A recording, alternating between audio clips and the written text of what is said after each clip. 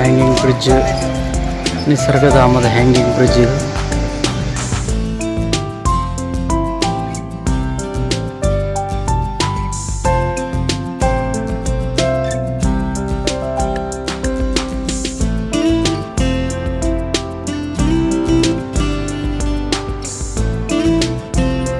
Hi ಸ್ನೇಹಿತರೆ, ಎಲ್ಲರೂ ಹೇಗಿದ್ದೀರಾ? ನೀವೆಲ್ಲ ಚೆನ್ನಾಗಿದ್ದೀರಾ ಅಂತ ಭಾವಿಸ್ತಾ ನಾನು ಈ ವಿಡಿಯೋನ ಶುರು ಮಾಡ್ತಾ ಇದ್ದೀನಿ. ನಮ್ಮ ಮುಂದಿನ ಪ್ರಯಾಣ ಬಂದು ನಿಸರ್ಗಧಾಮ, ಕಾವೇರಿ ನಿಸರ್ಗಧಾಮ ನೋಡ್ತಾ ಇರ್ಬೋದು. ನಾವು ಆಲ್ರೆಡಿ ರೀಚ್ ಆದ್ವಿ. ನಾವು ದುಬಾರೆಯಿಂದ ನೆಕ್ಸ್ಟ್ ಬಂದಿದ್ದೆ ನಿಸರ್ಗಧಾಮಕ್ಕೆ. ಸೊ ಹತ್ತಿರದಲ್ಲೇ ಇತ್ತು ಅಂತ ನಾವು ನಿಸರ್ಗಧಾಮ ನೋಡಿಕೊಂಡು ಮತ್ತೆ ಮೈಸೂರಿಗೆ ಹೋಗೋಣ ಅಂತ ಹೇಳ್ಬಿಟ್ಟು ಪ್ಲ್ಯಾನ್ ಮಾಡಿಕೊಂಡು ನಾವಿಲ್ಲಿಗೆ ಬಂದಿದ್ದೀವಿ. ಸೊ ನಾವಿವಾಗ ಎಂಟ್ರ್ ಆಗ್ತಾ ಇದ್ದೀವಿ ಒಳಗಡೆ. ಇಲ್ಲಿ ಸೆಕ್ಯೂರಿಟಿ ಚೆಕಿಂಗ್ ಎಲ್ಲ ಇರುತ್ತೆ. ಪಾರ್ಕಿಂಗ್ ವ್ಯವಸ್ಥೆನೂ ಸಹ ತುಂಬ ಚೆನ್ನಾಗಿದೆ ಅಂತಲೇ ಹೇಳ್ಬೋದು.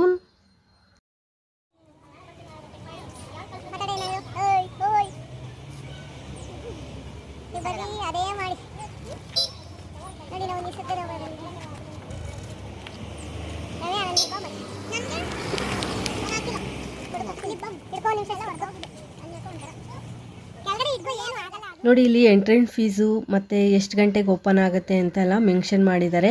9 ಗಂಟೆಗೆ ಬೆಳಗ್ಗೆ ಓಪನ್ ಆದರೆ ಸಂಜೆ 5:30ವರೆಗೂ ಓಪನ್ ಇರುತ್ತೆ.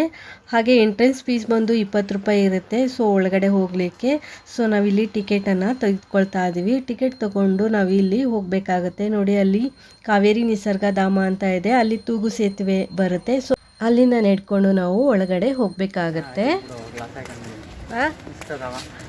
ನಿಸರ್ಗಧಾಮ ಮಾಡಬೇಕು ಅಂತ ನೆನ್ನಿಂದ ಬಾಬು ಇಯಲ್ಲ ಅವೇ ದೊಡ್ಡ ಗಾಡಪ್ಪ ಅವೇ ಇಲ್ಲೋ ಕೊಟ್ಟವ್ರೆ ಇದ್ರ ಮೇಳೆಗೆ.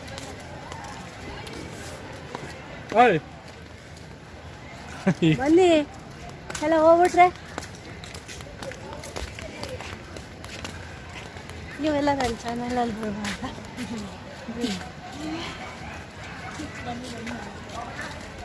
ಸಾಕಪ್ಪ ಫ್ರೆಂಟು.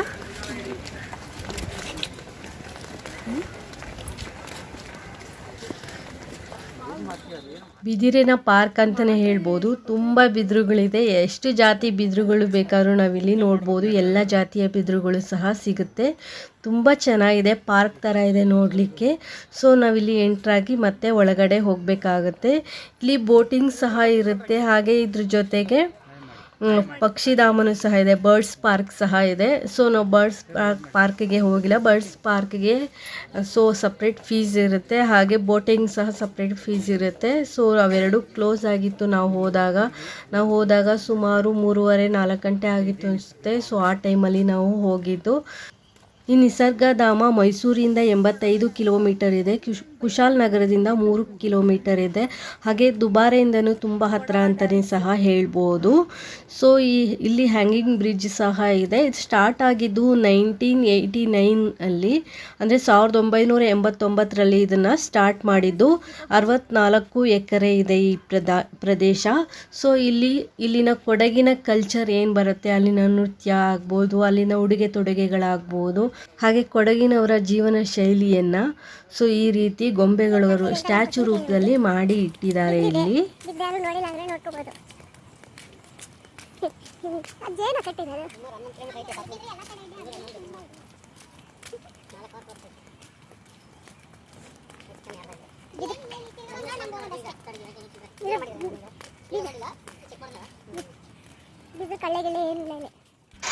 ಕೊಡಗಿನ ಹೆಣ್ಮಕ್ಳು ಹೇಗೆ ಸೀರೆ ಉಟ್ಕೊಳ್ತಾರೆ, ಸೊ ಹಾಗೆ ಅವರ ನೃತ್ಯನೂ ಸಹ ಇಲ್ಲಿ ತೋರಿಸಿದ್ದಾರೆ. ಸೊ ಇಲ್ಲಿ ನೃತ್ಯ ಮಾಡ್ತಿರುವ ಭಂಗಿಯಲ್ಲಿ ಈ ರೀತಿ ಸ್ಟ್ಯಾಚುನ ಮಾಡಿ ಸೊ ಪಾರ್ಕಲ್ಲಿ ಅಲ್ಲಲ್ಲಿ ಮಾಡಿ ಇಟ್ಟಿದ್ದಾರೆ ಅಂತಲೇ ಹೇಳ್ಬೋದು. ತುಂಬ ಚೆನ್ನಾಗಿದೆ ನೋಡಲಿಕ್ಕೆ.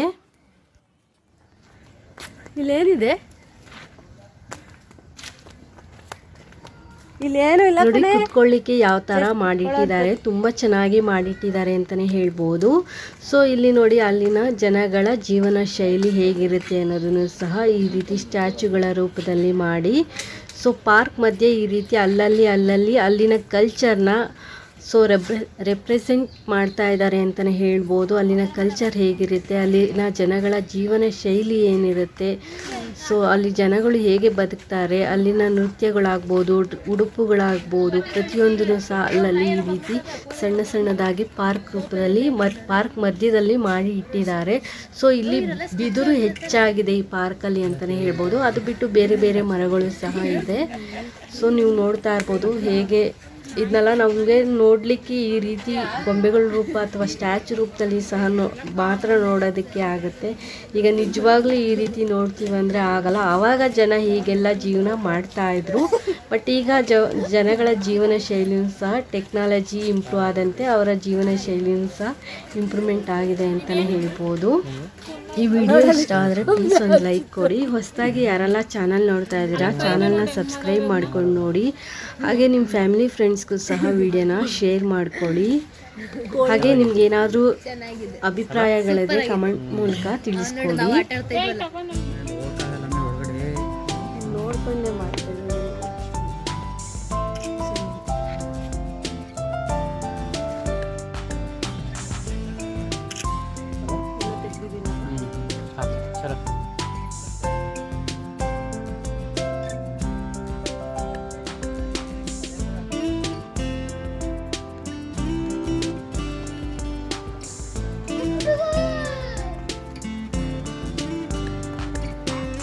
ಅವರು ಅಲ್ಲೇ ಮಾತಾಡ್ತಾ ಇದ್ರು ಒಬ್ರು.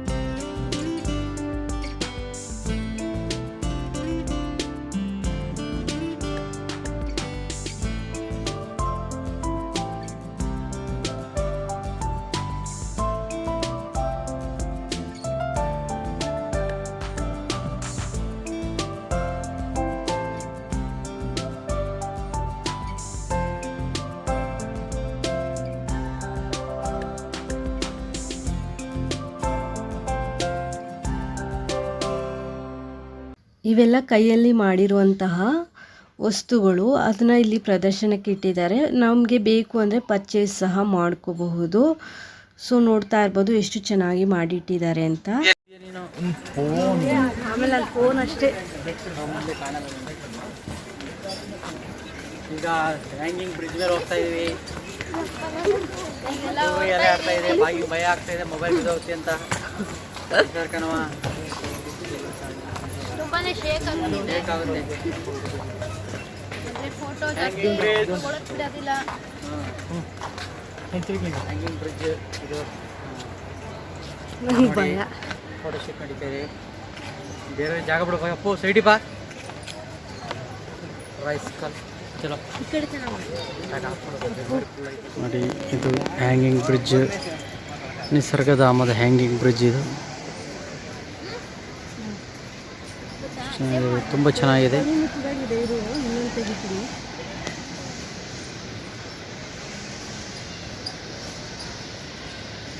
ನೋಡಿ ಅಪ್ಪು ಅಪ್ಪು.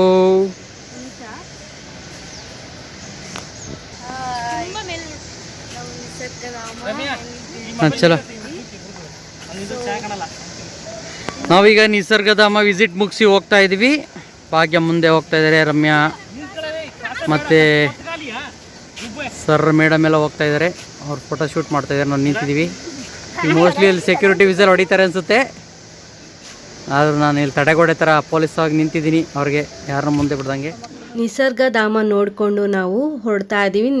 ನಿಸರ್ಗಧಾಮನ ನಾವು ಪೂರ್ತಿಯಾಗಿ ನೋಡಲಿಕ್ಕೆ ಆಗಲಿಲ್ಲ. ಸೊ ಅದು 64 ಎಕರೆ ಇತ್ತು. ಸೊ ಅಷ್ಟು ನಾವು ಓಡಾಡಲಿಲ್ಲ. ಆ ಕಡೆ ಎಲ್ಲ ಹೋದರೆ ನಾವು ಬೋಟಿಂಗ್ ಎಲ್ಲ ಮಾಡ್ಬೋದಿತ್ತು. ಹಾಗೆ ಬರ್ಡ್ಸ್ದೆಲ್ಲ ಪಾರ್ಕ್ ಎಲ್ಲ ಇತ್ತು. ಸೊ ನಾವು ಆ ಸೈಡೆಲ್ಲ ಹೋಗಿಲ್ಲ. ಒಂದು ಸ್ವಲ್ಪ ಭಾಗ ಮಾತ್ರ ಓಡಾಡಿಕೊಂಡು ಅಲ್ಲಿಂದ ಹೋದ್ವಿ. ಅಲ್ಲಿ ಪೆಂಟ್ ಹೌಸ್ ಎಲ್ಲ ಇದೆ, ರೆಂಟಿಗೆ ತೊಗೊಂಡು ನಾವಲ್ಲಿ ಸ್ಟೇ ಸಹ ಆಗ್ಬೋದಿತ್ತು. ಸೊ ನಾವು ಇನ್ನೊಂದಿನ ಯಾವಾಗಾದರೂ ಬಂದ್ರಾಯ್ತು ಅಂತ ಹೊರಟು ಬಂದುಬಿಟ್ವಿ. ಸೊ ಅಲ್ಲಿಂದ ಮೈಸೂರಿಗೆ ಬಂದ್ವಿ. ಮೈಸೂರಲ್ಲಿ ನಾವು KRS ನೋಡೋಣ ಅಂತ ಬಂದ್ವಿ. ಬಟ್ ಅಲ್ಲಿ ಕ್ಲೋಸ್ ಆಗಿತ್ತು, ಯಾಕೆಂದರೆ ಅಲ್ಲಿ ಚಿರತೆ ಬಂದಿತ್ತಂತೆ. ನಾವು ಹೋಗಿದ್ದು ಅಲ್ಲೇ 6 ಮಂತ್ ಮೇಲೆ ಆಯಿತು. ಲಾಸ್ಟ್ ಇಯರು ಮೈಸೂರು ದಸರಾ ಇದ್ದಂಥ ಟೈಮಲ್ಲಿ ನಾವು ಹೋಗಿದ್ದಂಥದ್ದು. ಸೊ ಆ ಟೈಮಲ್ಲಿ ಅಲ್ಲಿ ಚಿರತೆ ಬಂದಿತ್ತು ಅಂತ ಅವರು ಕ್ಲೋಸ್ ಮಾಡಿದರು. ಸೊ ನೋಡಲಿಕ್ಕೆ ಆಗಿಲ್ಲ. ಸೊ ಅಲ್ಲಿ ಹೋಗಿ ಸುಮ್ಮನೆ ವಾಪಸ್ಸು ಅಲ್ಲಿ ಎಂಟ್ರೆನ್ಸ್ ಫೀಸ್ ಎಲ್ಲ ಕೊಟ್ಟಿದ್ವಿ, ಬಟ್ ಒಳಗಡೆ ಹೋಗೋಕ್ಕಾಗಿಲ್ಲ. ಅಲ್ಲಿಗೆ ಹೋಗಿ ವಾಪಸ್ ಬಂದ್ವಿ. ಸೊ ಅದಾದ ನಂತರ ಮೈಸೂರು ರೋಡಲ್ಲಿ ನಾವು ರಿಟರ್ನ್ ಬ್ಯಾಂಗ್ಳೂರು ಬಂದ್ವಿ. ಮೈಸೂರು ರೋಡು ತುಂಬ ಚೆನ್ನಾಗಿ ಮಾಡಿದ್ದಾರೆ ಅಂತಲೇ ಹೇಳ್ಬೋದು. ವಿಡಿಯೋ ಇಷ್ಟ ಆದರೆ ಒಂದು ಲೈಕ್ ಕೊಡಿ. ಇಲ್ಲಿಗೆ ಈ ವಿಡಿಯೋನ ಮುಗಿಸ್ತಾ ಇದ್ದೀನಿ. Thanks for watching this video.